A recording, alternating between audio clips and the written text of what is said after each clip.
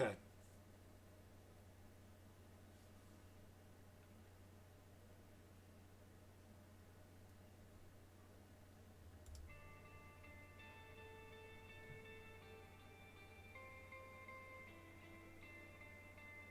Starting to see stuff.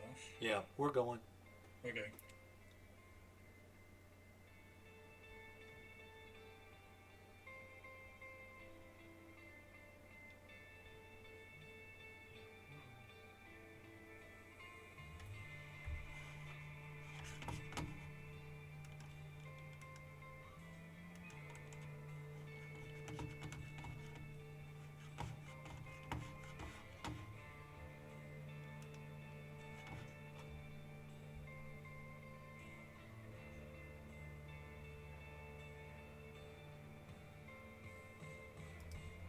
Hello. Welcome to the broadcast tonight. Some things had changed in our streamers, and OBS has, I guess, been bought by Streamlabs, and so that or Stream Elements. Stream Elements bot running. I guess they sent me a message. Yeah, this is totally different from what I had seen the last time we had a live stream. So I apologize for being late, and I worked on this all morning this morning, and I hope you're hearing. It looks like my audio is coming through. If in the chat, you guys, thanks so much for joining us. We have, I think, hopefully a productive session tonight where we're going to start talking about the upcoming April 2024 total solar eclipse.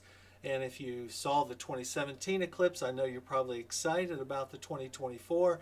And if you haven't seen an eclipse, been in totality of an eclipse, well, you're in for a treat. And I know many are planning on doing the 2024 eclipse because of the third party and sharing of information and stories and videos and images that they saw from the 2017 eclipse. So yes, we expect it to be busy. We expect it to be crowded along the totality pathway. We're going to look at that tonight. We're going to look at when, where, and why you should be involved, be getting into totality for the 2024 eclipse.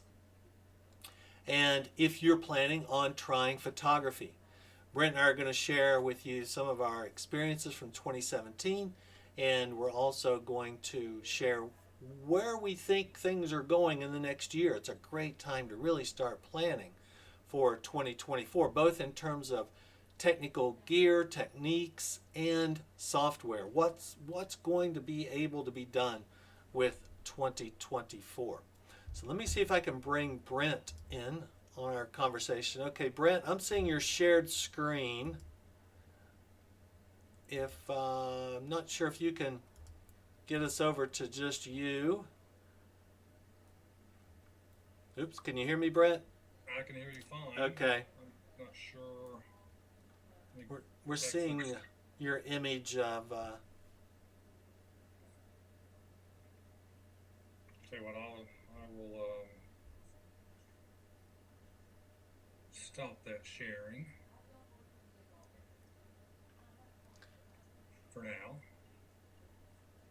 Okay. I see you, but let me add another capture screen that is you. Because and let me add a source, and let me do a window capture, and let me see what this one's going to be called.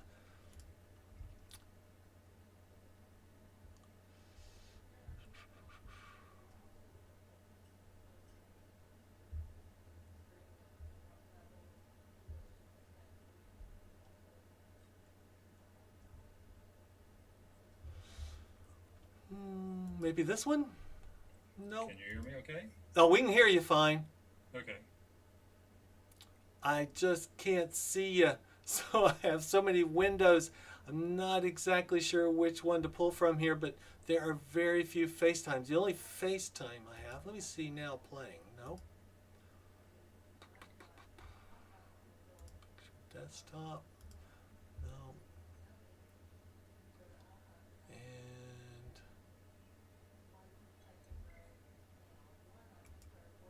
well, Brent, they might not be able to see you.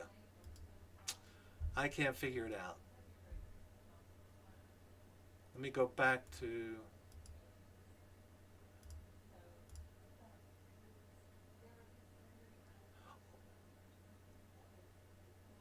Yeah, you know what we're seeing, Brent, is... Hold on. You know what I'll do? So, we're going to see you, Brent. I'm going to just do a desktop projection here. Okay. There you go. Multiple windows. It's not ideal, but we can see you in my screen. So this is Brent, and we're going to talk about 2017 and some of our experiences there. So Brent, when you're just the high level, when you think about what's happening in 2024 and what you learned from 2017, what are some of the things you kind of want to look forward to doing in 2024? Well, the one thing I'd like to try to do a little bit different, I know tonight we're going to be talking more about the still photography. Out of that, I would probably like to go with a little bit longer focal length. My focal length that I used last time in 2017, my primary was this 300mm Nikkor lens coupled to a T5i Canon camera. I also had a 180mm set up as well. So I'd probably like to go a little bit higher, maybe 400 to 500mm focal length, and try to run maybe 3 cameras this time. Last time I ran 2 cameras, so just try to have everything set up, ready to go to run a 3-camera rig. I have to create some new mounting apparatuses for my telescope or my mount to be able to handle all that, all those cameras. But the other thing I'd like to do, and Jeff mentioned we'll talk about this at another session, is trying to capture some raw 14-bit video and see how to incorporate that into the final processing of the data. Yeah, Brent and I are kind of gathering inspirational videos right now of the 2017 eclipse and the most recent total solar eclipse, and to see what is capable of being done and where we can go in 2024 with video capture.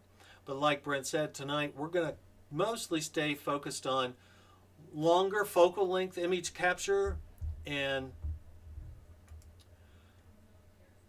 capturing the HDR, what many would call an HDR image of the total from prominences to the solar corona. So let's take a look at what is happening with 2024, and I'm going to share with you some resources. And Brent, I'm going over to the web pages now. So I'm going to share 3 or 4 resources here for you that if you aren't already experienced with these, I highly encourage you to check these out. Now the first 2 will largely be for just the eclipse details, whether you're photographing or visual. Now, thanks, Alan. If the audio is the audio low on me or Brent as well, because I can kind of adjust that a little bit. But thanks for that feedback. We're trying to make our best here with a compromised audio situation. But I will crank this up.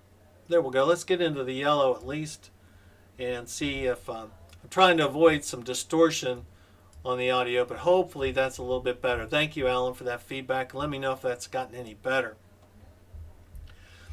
So, Mr. Eclipse, Fred Espenak, is really the guru of eclipses, documented numerous eclipses in the past, has projections on future eclipses, as you can see here, both solar and lunar eclipses of 2024. And in particular, he has another subsection on how to photograph the total solar eclipse. Before I get to that, though, I love this graphic. Now, this kind of shows in an animated form the path of totality. And what you'll see here, I don't know if you can see my mouse. Yeah. So, total solar eclipse, April 8th, 2024. This is off of Fred Espenak's website, and it's also co-generated with the Great American Eclipse website as well. So I want to make sure I give them credit. But you can see the universal time, and here is maximum duration of totality as you see the sun's shadow go through the total eclipse path. And yeah, here's the credit for Great American Eclipse and Fred Espenak, as well as eclipsewise.com. So pick your location. Of course, you're not going to see anything if it's not clear. Okay, Alan, thank you on Just Brent. And hi, Chris. Thanks for joining us.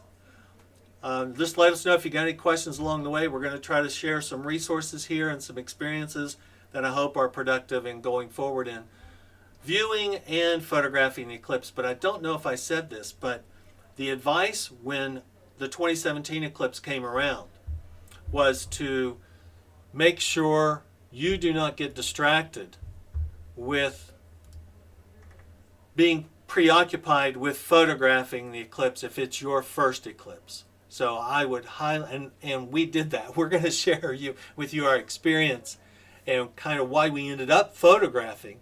And hopefully we're going to have another session, because automating the image capture sequence is an entirely different conversation. And that's going to be probably another subsection of the photography of the HDR component of the eclipse. But really, I encourage, if this is your first total solar eclipse, make sure whatever it is you're doing that you are able to dedicate yourself to visually enjoying and just experiencing the eclipse itself, whether it's just naked eye, whether it's with binoculars, whether it's through a telescope. And hopefully you'll be in an area where you'll have access to all visual instruments to be able to do that. So that's just a point I wanted to make on the first total eclipse for yourself. But if you are looking to photograph, here's some of the things to consider. And you're looking to do that beautiful HDR image capture. So how large do you want the sun? How much of the sun and the prominences and the detail do you want versus the extent of the corona? And again, Fred Espenak here has a beautiful depiction of the effect of focal length. Now I want to also point out that what he's done here, it's a beautiful graphic. The focal lengths in black are for full frame digital SLR cameras. So this is a 200 millimeter, this is a 400 millimeter, this is a 500, this is 1000 on a full frame DSLR, 1500 and 2000. Now all the blue notations are for a crop sensor DSLR. 135 millimeter focal length, you can see you've got the cropped image size. So 270 millimeter, 330, up to the 1550 focal length. So before you get into the eclipse, this is a great reference for exactly how large do you want the features to be. Do you want to emphasize the prominences? Do you want to emphasize the striations within the corona itself? Or do you want to find that blend of prominence and extension of the corona? So, and Brent has some great examples of some of these focal lengths in the 135 and the 300 millimeter length. And my image experience was at around 700 millimeters focal length. And we were both using crop sensors at that time. Now another reference you're going to want is, so what about exposure guide? Now the point I made earlier about automating your image capture, I'll be honest, and Brent can chime in on this. This is where you do not want to be doing this manually. You want to have some form of automated image capture. And we're going to share with you what we used in 2017. And I think it's still probably going to be a viable method for 2024. But we are also looking at some other techniques that will automate the process for 2024. They might have some advantages and some disadvantages. Maybe in convenience, but in more detail. And emphasizing what you want to accomplish in your imaging approach. But you can see here. So let's take a reference. Brent, any input on that automated image capture? There's no way you want to do this manually. Probably what we used last time in 2017, at least I did it for both my cameras, and I think Jeff did as well, is we used Magic Lantern. Magic Lantern is firmware augmentation software that you load onto your Canon-based cameras that does not replace the Canon firmware. It just opens up features that aren't normally available on the camera. And one of the features that Magic Lantern offers is the ability to have a script run at a set time. So you would sync your camera up to the time of where you are currently, and it will start that script processing and take images throughout all the events from first contact through to where you get to just a few seconds before totality, and you get all those, the Bailey's beads, totality, and then at totality, it would start changing the image processing to increase the exposure length, so you can start getting out detail of the corona, and it would start doing bracketed exposures, either a 3 or 5 bracket, and it would just do that as quick as it could. And then as you're coming out of totality, the same thing. You get the sequence of events again until you get to last contact, and it worked quite well. We were very pleased with that. The other thing that I'm doing a little bit of research on is not all Canon cameras support Magic Lantern, and I would like to see if there is some additional software we could use, like with a PC or a Mac. I'm a Mac user, so looking for the Mac to actually drive that script to do all that image capture through the camera at the appropriate times, at the appropriate levels and settings. Yeah, Brent, we're going to kind of elaborate on this as we show the video from our 2017 Eclipse. But like Brent was saying, you can see here some of the exposure recommendations, and I'm pretty sure, Brent, we went right down the middle here. My image system was probably around an f6, f7-ish. It was an Astrophysics 130 f6, but by the time I did not use a focal reducer, because if you recall, we started down the road and we had I had no preconceived ideas to do any photography. I was going to just do visual. So I wasn't 100% prepared for photography, but we are going all in on photography for 2024.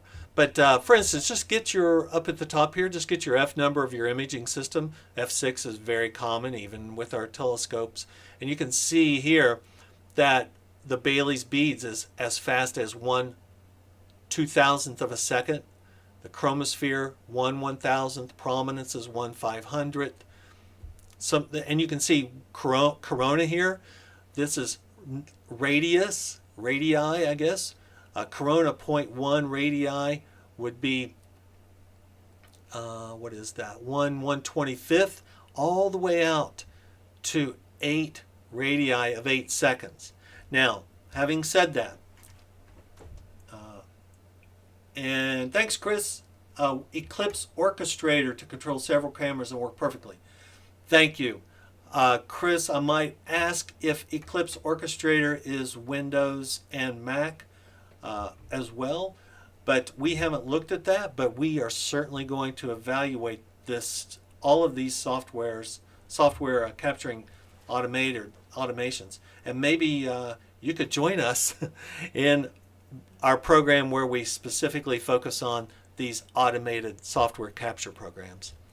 That would be wonderful. Thank you, Chris. But when you look at these type of exposure times, I think, Brent, I captured 1 2-second exposure. And for my focal length, if you remember, I was at about, this is kind of what mine, actually I don't even have this much of the corona radius. Windows only, okay. Thank you, Chris. So you'll see here in a minute, my field of view is actually more like the 2000 millimeter after I crop.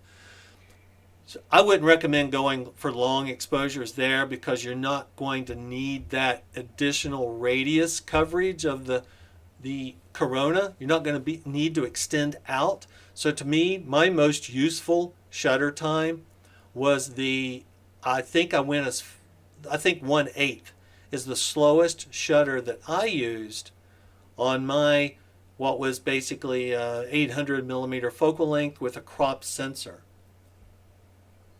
Okay, thanks, Dan. Eclipse Orchestrator in 2017. Thank you. Looks like we got a couple people who know how to use that. Brent, maybe we'll pick their brains and figure out how to incorporate that as well. See, and maybe try to do some comparisons to see, because you might have different objectives. The reason I'm bringing this up, so you can see here, you can get a little crazy with 1, 2, 8-second exposures. Now remember that depending on what your goal is, if you're looking just to capture one image, well, remember where you are along this totality gives you 4 minutes. I think 4 minutes and 28 seconds was the greatest maximum duration, and that was down here in Mexico, I believe, or Texas. And you can see it gets fairly short in 3 minutes. So all of your images that you're going to capture, if you're bracketing throughout that exposure, everything has to be done with read-write times and shutter responses. If you're using a DSLR with some form of a shutter, all of this has to be done within that totality time frame. And so when I did this with the Canon cameras, the maximum exposure I did during totality was 8 seconds. Oh, you did do an 8. That was with which lens, Brent? That was both of them. Okay. Both the 180 millimeter and the 300. I think they were both set at either. I think they were set at f8 or 5.6. I can't remember off the top of my head, but it was 5.6 or f8, and it was doing a 5 picture bracket during totality, and the last one was 8 seconds. I do remember that. Did you end up using that 8-second in your HDR composite? Yes, just to get the very ends of the corona, the very light parts. So I think, Brent, what I'm showing now, is you might not see it yet, is just the 1/8 of a second exposures. And I think I had a total of 5 exposures with each bracket throughout the totality. And this is how much the sun moved in just during totality. And so the moon moved across the disk of the sun during totality. And so you start to get into some things like alignment issues. I've been reprocessing some of my data, and I'm still not having what I would consider to be 100% success with automated alignment like Lightroom and Photoshop supposedly offer. I think they struggle with an auto alignment of the moon and the position. So you want to have your bracketing as close as possible to the stack that you're going to put together. So what am I talking about there? Let's take a look at, now we're starting to dive into the woods. Anybody got any questions before we kind of dive a little bit deeper here into the actual image capturing? Let me make sure I covered. Let me go back here for a second. So that's our exposures. Let me make sure I'm covering all these resources. This is the Great American Eclipse again. If you want to figure out where you're going to go, we're not going to spend a lot of time on where to go in totality. If you want to know my feeling, you just need to get somewhere that's clear. If that's South Texas on the Mexican border, then that's where it's going to be. If it's going to be in East Ohio on the banks of the Cleveland, on the banks of Lake Erie, great. I don't care where it is, just get in totality. And these websites are great to help you, and you're going to have to figure out your travel and accommodations and what else you're going to do there. Then I also want to share with you. I'll have these linked in the description of the broadcast. But this is also a link to Jerry Lodriguss, who I think did a wonderful job in presenting the HDR Corona. This was with a 400 millimeter lens and I believe a full frame camera. I could be wrong on that, but that sure looks like a full frame coverage. And he goes into detail here about his exposures, and he really captured a lot of frames, 36 frames at 14 different exposures. Yes, this was an unmodified Canon 7D Mark II at an f6.5. So what a beautiful presentation. He gets into a little bit of the description of the exact levels of the Corona, several types of Coronas, but beautiful HDR presentation here. I have this linked in the description.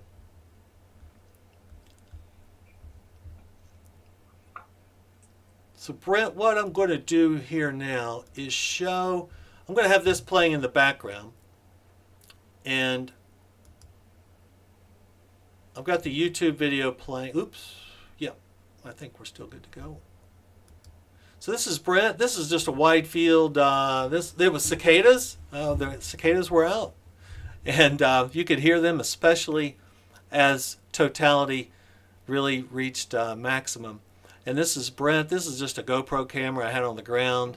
I do have audio on the YouTube playback if you want to check that out. So Brent had the idea of a Ritz cracker to show partial eclipse. And that was a great idea. I don't know. That's just a car, wasn't it? A white car that we had. Yeah, it was just the on the hood of the car, and it would actually see the. If you looked at the projection, yeah, there you go. You can see the eclipse. Now, what you're not hearing because we have the audio muted is all the timers going off. And excuse me, Dan, I do see your question. Did you use a field flattener? I did not. So that's going to get into what I would do differently. We might go into this a little bit. I really had no plans to do photography of this eclipse. But Brent came up with the Magic Lantern script. And what was the supplemental program, Brent, we had to use that did the location, GPS, and all the timing? Well, that was just I was just using the phone to get the current local time. I can't remember. This is your, which one is this, the 300? Yeah, that. I'm sorry, you probably didn't see it when I did, but. Yeah, that's the, I'm sure it's the 300. And that was Mercury? No, that is Regulus. Regulus. I remember that's Regulus. I believe I saw that just today when I was looking back through some of my pictures. So what I want to emphasize here is you can see Brent and I, everything's automated on the image capture. We are fully enjoying the eclipse, and all we do here are occasional beeps, and I think it just beeped when it made first contact. Or not first contact, but when it started totality, right? And ended totality. Yeah, once it started the process, as you can see on the video, we're just looking up. And Jeff I think you had a pair of binoculars. I'm gonna filters on them. Yeah. We're actually looking at it through the binoculars. Yeah, the binoculars were fantastic. Brent, I went ahead and stopped the video here when you see it. So this is your 300 right here on the left.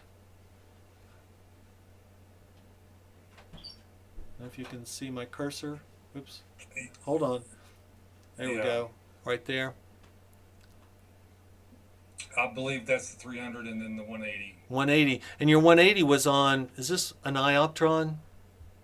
The ioptron is on the right, and then on the left is the Sirius mount, the Orion Sirius, the baby brother to the Atlas. The camera on the right is on the Ioptron, and the one on the left is on the Orion Sirius mount. And this is the 130 AP refractor on a Mach 1 go-to mount. And yeah, Dan, just to answer your question, I did not use a field flattener because I had no plans to do the imaging at all. And Brent we got down there, did we just go down a day ahead? And that night in the hotel, Brent was really putting together, really tightening up the script, how to apply it in Magic Lantern. And the more I saw Brent progressing with this automated image capture, the more I felt that it was worth a try. I did take a camera. So, and this is my first effort at processing the eclipse. But I'm going to show you here in a bit. One of the things we've been doing is revisiting. So one of the other programs we're going to do is wide field image capture. We're going to have a conversation about that of an eclipse. And I think it's definitely worth pursuing. I hope to supplement all of our eclipse photography with wide field video capture. And I really encourage you to capture the experience with, this is just an iPhone on a tripod. And then this is just a crop of the prominences that were visible on that 1/8 of a second exposure. So, definitely your focal length's going to have an impact on how much detail you're going to be able to pull out of a prominence, of the prominences that are going to obviously be viewable. I haven't seen a lot of detail on the most recent Southern Hemisphere total eclipse on the prominences. It looked like there were some huge ones though. And here we are coming out of total eclipse, and everyone was elated, and we had a great experience, and we were all able to enjoy it. And the only thing we had to do from this point is cover up our telescopes. Yeah, this is where you have to make sure you put the filter back on. You don't want to cause any damage to your equipment.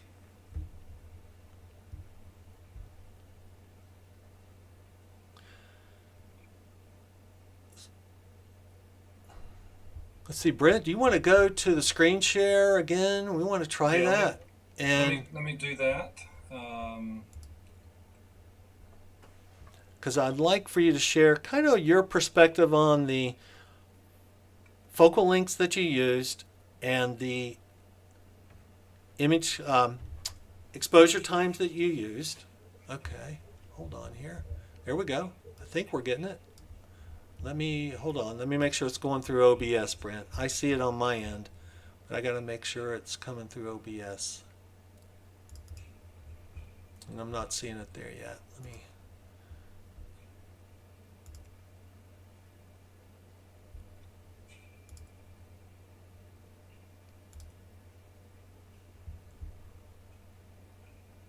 Hold on. Thank you guys for being patient with us as we go through some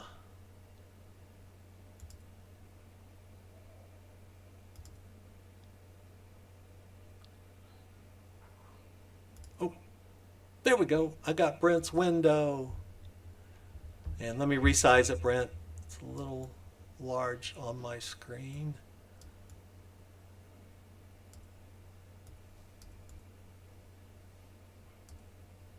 Okay, Brent, we are seeing your shared screen. That's the 300? This is with the 300, and unfortunately, as YouTube will do, it's compressed a lot of the detail out of there. There's some artifacts, especially as you get out to the outer edges of the corona, that aren't there. And yeah, it's just the nature of YouTube doing compression. But this is one of the images where I would have taken multiple images and stacked them together in Photoshop, just to try to get all the detail, get that dynamic range in, which is what we're always trying to get, especially on this type of event. And I'm just going to go through a couple of the pictures real quick. This would be just right before totality. This is with the filter still on, because you can tell just because there's not a lot of brightness there on that edge of the sun. And this would be Bailey's beads with the filter off. So Magic Lantern would give us the notification, basically a beep to take off your filter in time to start catching these other events. And then coming out of totality or into totality, you get the diamond ring. This one's kind of an interesting effect of having the telephoto lens stop down to f5.6 or f8, so you're getting the diffraction pattern from the aperture blades. So it's kind of a cool effect. You wouldn't get that necessarily with the telescope, but unless you put some type of grating on the front to create those diffraction patterns. A couple of other images here that are similar to the first one. I don't know how many times I processed this data trying to get details. You could spend 2 hours capturing all this data and then a week trying to process it to get what you finally want. The one that you're going to get to here shortly is probably the one I've stretched the most with the corona. And of course, I'm looking at the YouTube feed, and it's definitely compressed. There's a lot more detail in there.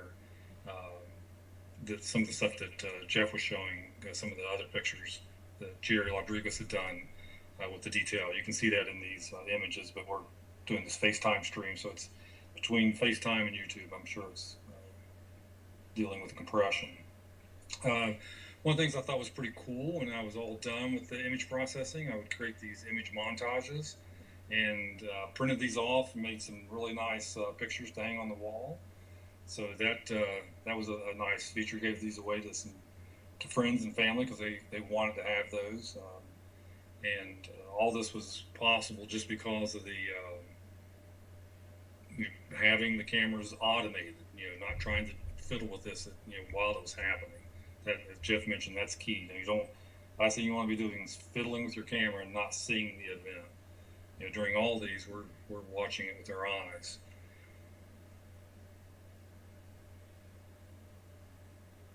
So I'm just going to scan through a couple more pictures here, montages.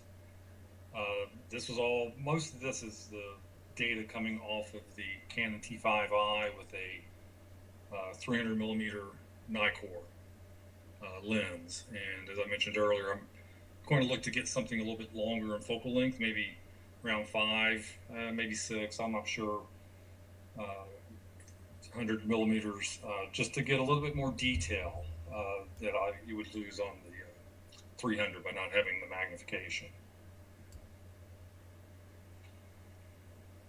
And be willing to answer any questions if anybody had any questions about the particular equipment or the processing. This is all done in Lightroom, Adobe Camera Raw for the pre-processing, and then just stacking the images in Lightroom to trying to pull out the details that we were trying to get. I love the montages, and I love that diamond ring with the blades. That's one of my favorites. That's all from the entire 2017 Eclipse.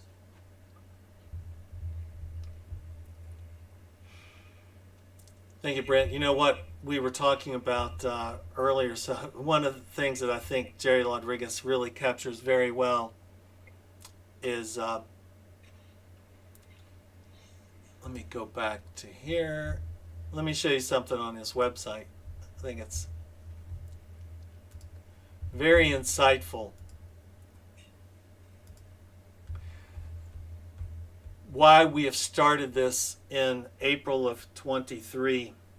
So Jerry has total time involved. Of course, he does general life preparation here of several thousand days. Eclipse specific research and preparation, 378 hours. Travel time and all that. Totality, 1 minute 55.8 seconds. And total exposure during totality, 15.9 seconds. And processing time, 18 hours. Just to give you a little insight into why we're starting this conversation. And today we're breaking it down into bites. Today is just some things to think about when you are getting ready to image with a longer focal length and with trying to capture the HDR corona. Now, a couple of the things we mentioned, automation. So we're going to look at this going forward in another session. We're going to look at Magic Lantern. We're going to look at Solar Eclipse Maestro. There are some excellent resources and examples there of montages and some HDR capturing. That is for Mac. And then based on your input here, we obviously need to look at Eclipse Orchestrator as well. So that's going to be the next kind of phase that we're going to get into. One of the things I want to do, Brent, I don't know if, we can talk a little bit about what we did for polar alignment. Let me go back to FaceTime only. So I think, Brent, in our case, we just simply we had an app that was on our phone, good or bad, that we were placing on the declination axis, right, of our mounts. Yes. That it was helping. It would use the compass and the gyroscopes and the level capabilities of smartphones. That it would you would put the phone on the declination axis, and then it would kind of zero you in to where the southern polar point was. So you'd basically be pointing. The phone would be actually pointing to this the southern pole, right? To get your northern axis aligned, and it worked pretty well. I mean, we were pretty close, and for the short exposures that we were doing it, even if we were, I don't know how far we could have been off, but right, it was pretty, it was close enough. I didn't see any problems with any of the images having any data issues because of trailing. Not really. I mean, to be quite honest, the most challenging is, again, if you go back to that, to the screen share. Let me go back to screen capture and that QuickTime. And I'm actually working on a video from our 2017. I'm trying to do some creative things with it. But if you just look here, these are those 5 frames, and that's how much the moon moves across the disk. I don't know. What would you say, Brent? Our total? How long were we capturing during totality there? What was that totality? It was about 2.5 minutes. 2 minutes. I think it was like 2:30. 2.5 minutes. So we're capturing. What was it? 5 brackets. First off, let me go to Lightroom. Just to show you real quick here. Hopefully you can see this. So this is the Lightroom for my capture. You can see here a 1/8, a 1/30th, just to show you what things look like. So that's 1/8, 1/30th, 1/25th, 1/500th, and 1/5000th. I'm sorry, 1/2000. Of course, this is the very detailed prominence, and you can see how much that changes throughout the course of the image. So the moon moving across the disk of the sun really is a big challenge, and you can see here we're just almost past totality. So those are the images that 1, 2, 3, 4, 5. So I blended 5 of those together. I did just a very little in Lightroom. I tried to extend the dynamic range as much as possible in Lightroom for each of these. But then I went into Photoshop, and I actually did a manual blend. These are the 5 images. And if you blend those together, and I did manual masking to blend these, and it's very time consuming. Back to Jerry Lodriguss mentioning, I think he did manual blending as well. So I really did not have great success with Lightroom or Photoshop's automated HDR compositing. It just never quite got to the level I wanted. You really want to save some detail here. So I know I worked with a few years back a program called Aurora HDR, and now they've subsequently been bought. And this was kind of the final edited image for me. I took all the color out of the sky. I did some sharpening with some Russell Croman blur exterminator and noise exterminator, and really did a pretty good job. But the most challenging thing, if you're really trying to go HDR, the most challenging thing is to get these prominences to show up without compromising the brightness tonality here near the disk of the sun. Now, what are we talking about? Hey Franco, thanks for joining us. And thanks Dan for your comment on Brent's montages. Yes, those are great. I love those. So this was with manual masking. So what I want to show you is I worked with a new program. This Aurora HDR has now been bought out and is now called Luminar Neo. It's an annual subscription, I think. I can't remember what it was. Or you can do a one-time purchase. So this was with Luminar. And you can see it does a pretty good job of maintaining a little bit more of those striations that are down here around the disk. So I merged these 5 images again together, and I brought them into Photoshop, and I did some things. Let me see here. What's that one? Okay, this is probably the one. This was the better looking one. You can actually get some lunar surface. Now we can talk about creatively. Do you want to go as far as capturing the Earth shine on the lunar surface? To me, it doesn't represent what I was seeing or feeling visually. So that was my main. I actually prefer a dark black moon. And I prefer a brighter corona. You can see some of these coronas that really get HDR worked, and they lose a lot of their luminosity around the edge of the sun. Now we're talking about subjective presentation of the image, okay? Just depends on how you like to present it. But in my case, and just most recently, I really had a good experience with Luminar Neo in pretty much specifically blending those images together and forming an HDR. Now if you go into edit, they have some other really nice tools. They're what do they call it? It would be their smart feather, smart, what do they call it? Maybe it's under details. I can't remember where it is now, but it's basically their cloning, their clone stamp.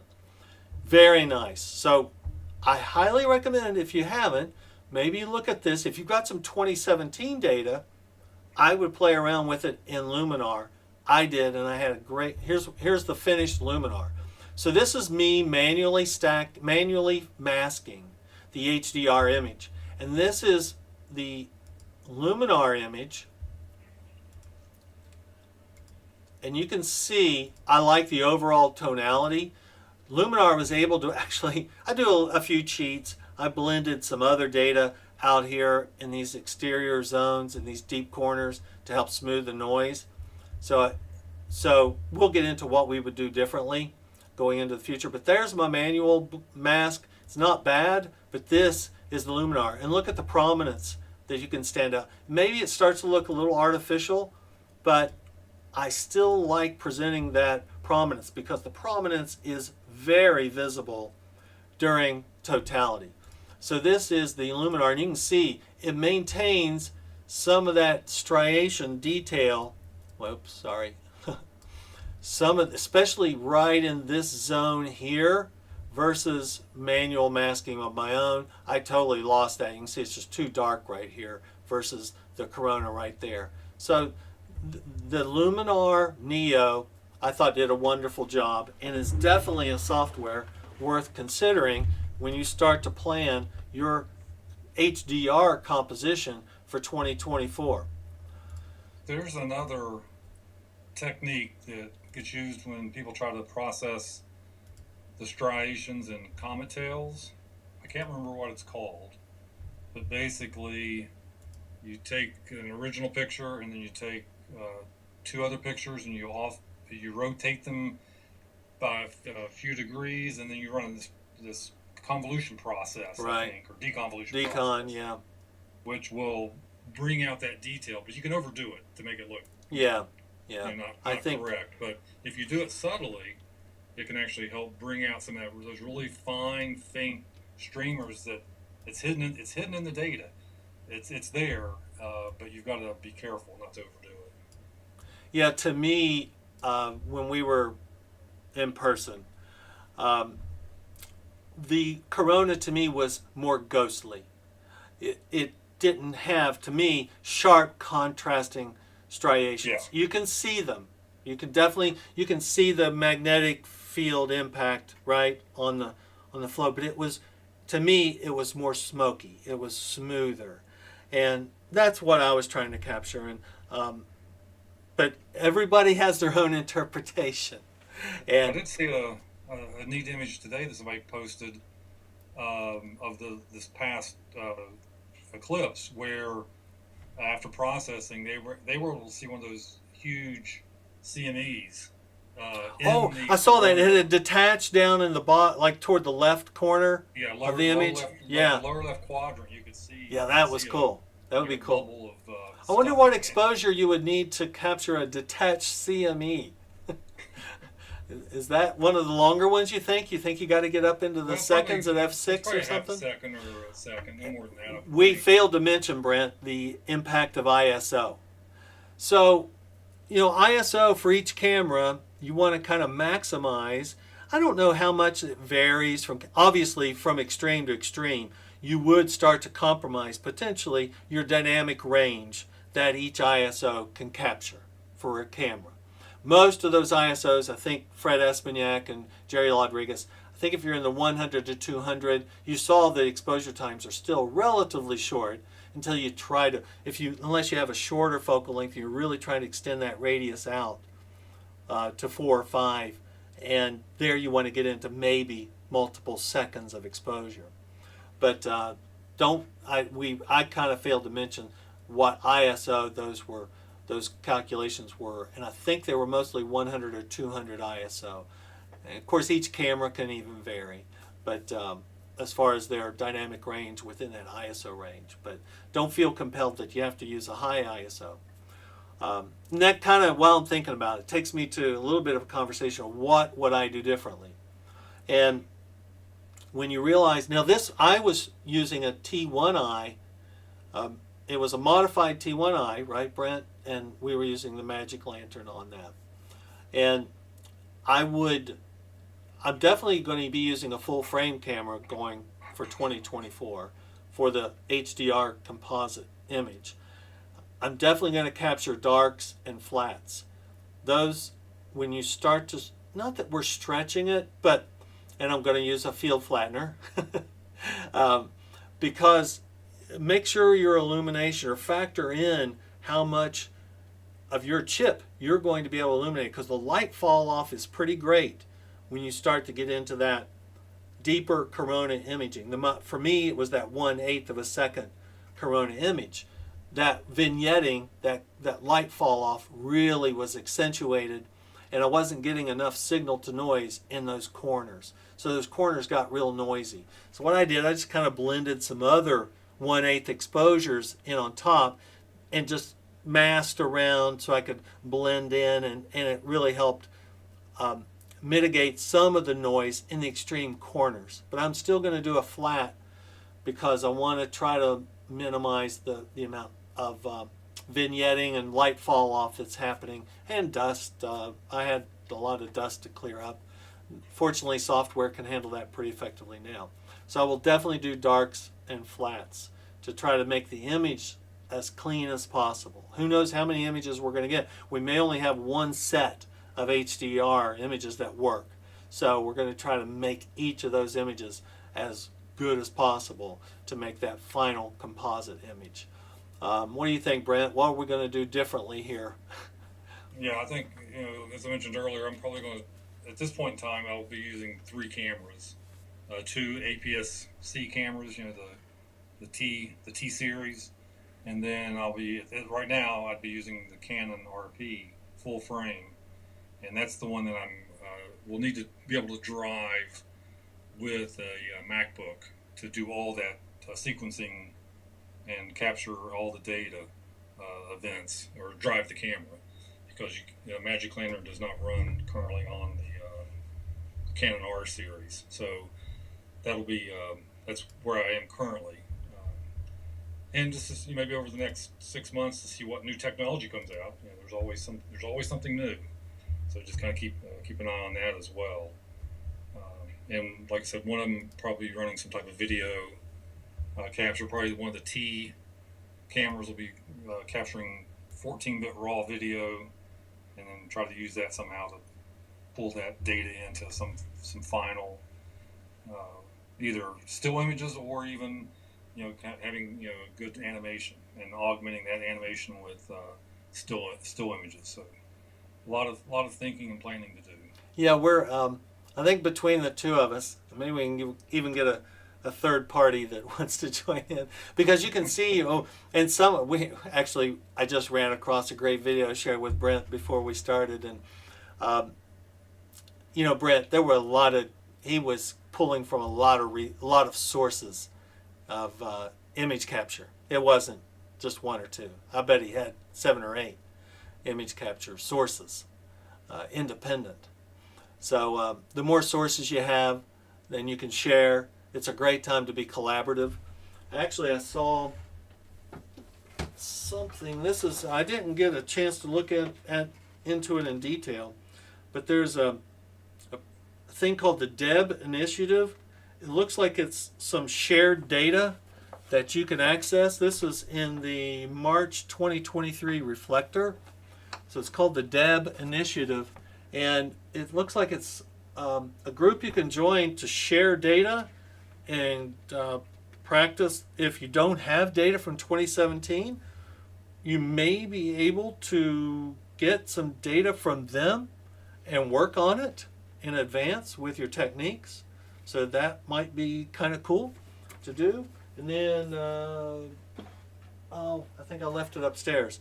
It's probably 2 months ago. Sky and Telescope has a really nice article on the upcoming solar eclipse. So just some ideas on whether nice GoPro general video. Was it all auto? Yeah, Dan, I didn't do anything with that.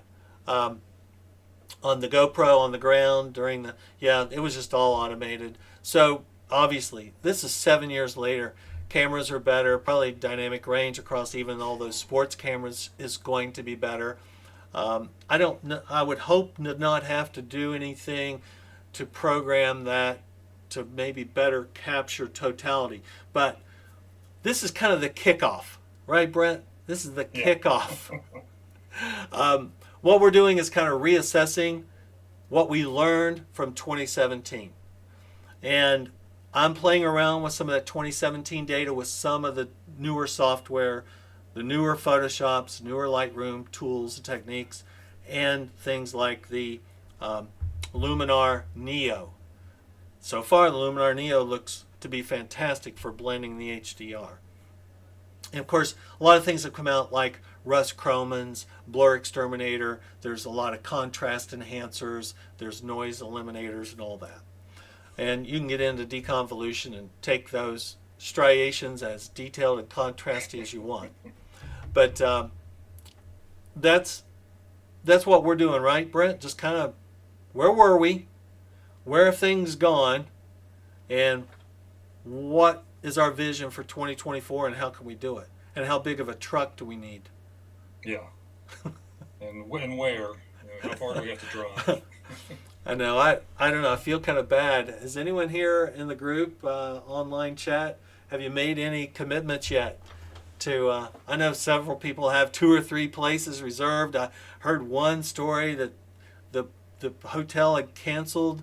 I don't know if it's a hotel, but the place had canceled the guy's reservation, and then said, "Oh, you want to stay here?" They like quadrupled the rate, because I guess they finally understood that we're a potential eclipse location. And Yeah. so who knows what's going to happen over the next few months. But I'm ready to sleep in the car if I have to, and just get within several hour drive of midline. And if it's in the desert of Texas, then that's where it's going to be. And I think my family's along with me for some of this. I'm not sure.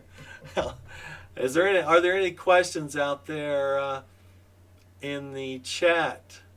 If not, I'm going to say thank you to Brent. Brent, any other final things going forward? To me, this is just kind of the first. We've kind of been having a conversation about where's the state of imaging for HDR compositing.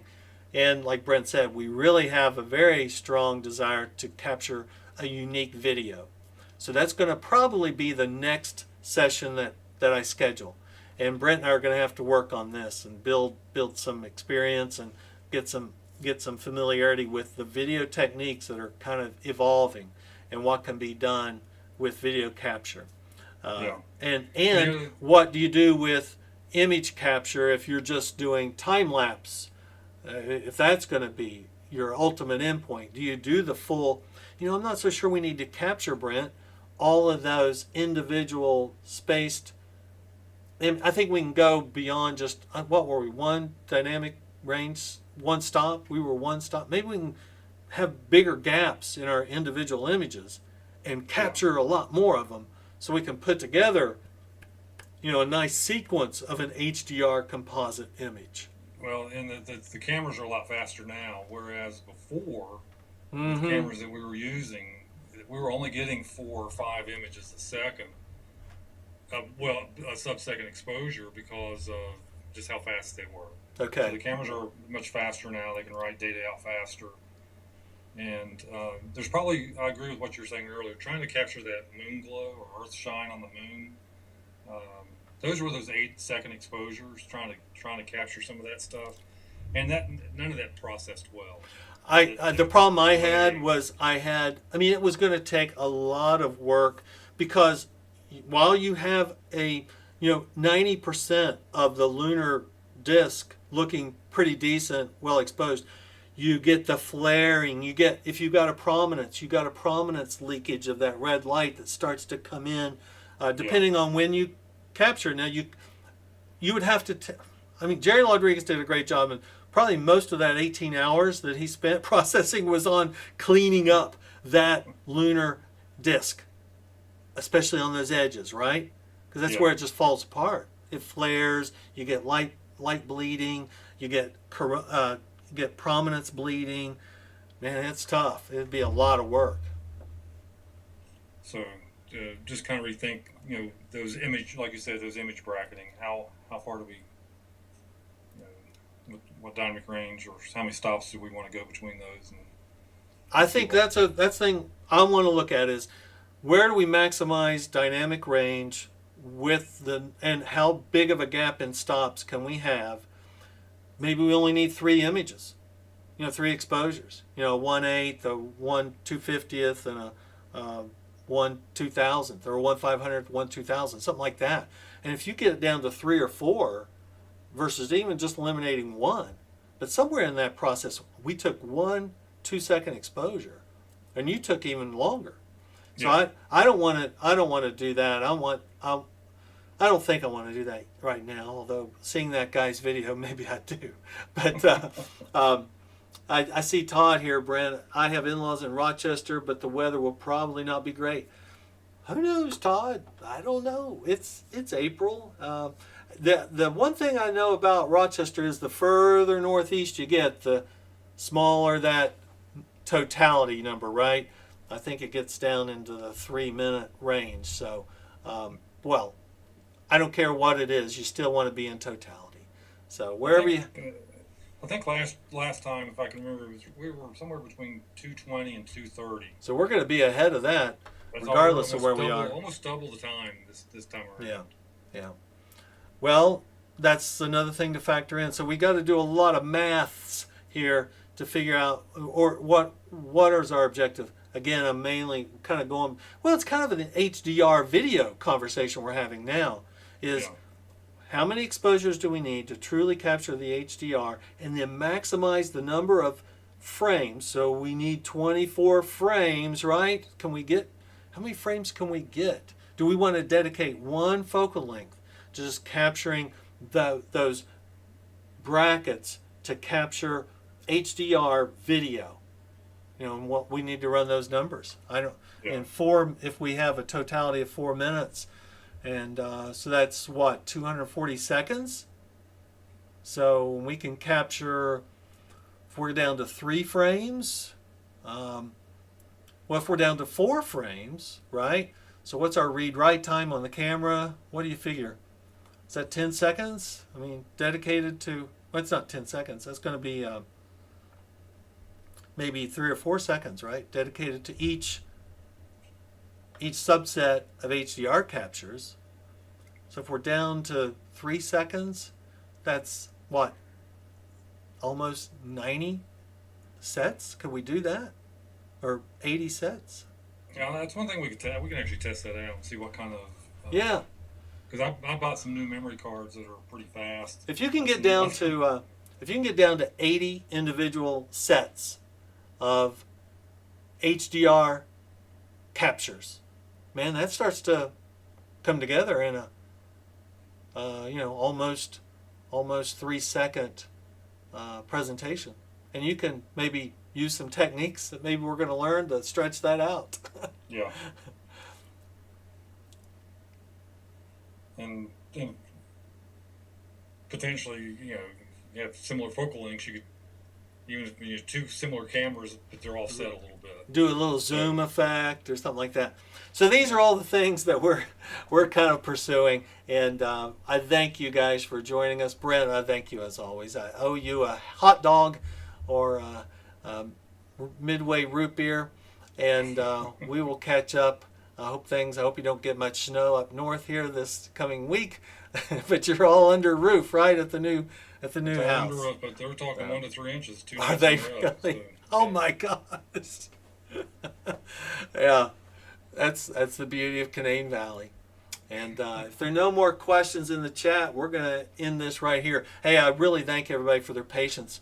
We kind of had to do some technical modifications here. Things just weren't working. The live stream OBS had been bought by Stream Elements, and so things have looked a whole lot different. Alan saying there will probably almost no change in the outer corona image by the long exposures. The inner corona prominence are shown in the short exposure, so those need to be repeated for video. Yeah, I agree. I've kind of done a little bit of an analysis, and that's why I'm still thinking of doing a longer focal length. Is, boy, if you could really nail the exposure and capture a lot of frames to give you a nice flow. Well, we may even do just a direct video, right, Brent? We've talked about just find that right exposure, longer focal length. I guess you're probably still going to have the entire disc, but boy, wouldn't it be great to be focused on one area of the corona and just do a beautiful 4-minute capture of the corona and see the movement, really see a nice, smooth, detailed movement of the corona. Yeah. That'll be good. Yeah, I mean, Al and I agree with you on that. That inner corona, those striations there right around the surface, I think you could capture a lot of motion, and that would be a cool thing to have. But thank you guys. Thank you, Alan. Thank you, Todd. Thank you, Dan. Thank you, Franco. Thank you, Chris. I know Chris. I've seen Chris online. Does beautiful work. And you guys have a great week. And we'll catch you on the next one. Right, Brent? We'll talk. Yes. We're going to get up to speed on video presentation of the next solar eclipse. So you guys have a great evening. Thanks, Brent. Have a good one. Thanks,